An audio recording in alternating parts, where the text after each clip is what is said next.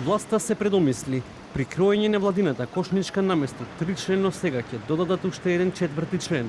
Прашан како да преживеат работниците со синдикална кошничка од над 64.000 денари и минималец од 24.000 денари, министерот Бесар Дурмиши рече дека синдикалната кошница е нереална, па затоа нивната ќе била реална.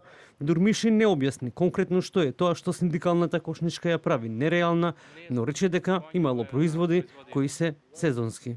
Таа не е реална, затоа ние правиме една потрошувачка кошница која ќе биде соодветна, достапна и со реални податоци и реално ќе бидат информирани граѓаните колку ќе биде потрошувачка кошница, да речеме за еден месец. Затоа правиме нова потрошувачка кошница каде што ќе бидете и вие известени со реални податоци. Додека цените на основните прехрамбени производи се неконтролирани, Дурмиши вели дека размислуваат како мерка да воведат поддршка на домашното производство, така што во маркетите ќе стои што е домашно, а што странско за граѓаните да знаат што да купат.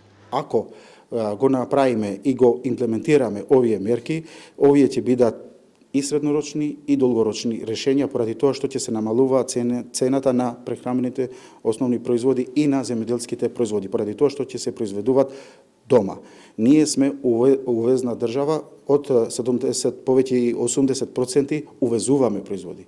Синдикалците настават дека работникот за служба по висока плата не минималец од 24.000 денари.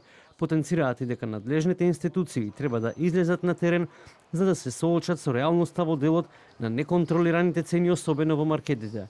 Вредноста на синдикалната минимална кошница за јуни изнесува 64.698 денари, додека со вкушен изнаемен стан од 6 метри квадратни, трошоците се искачуваат на 80.000 денари.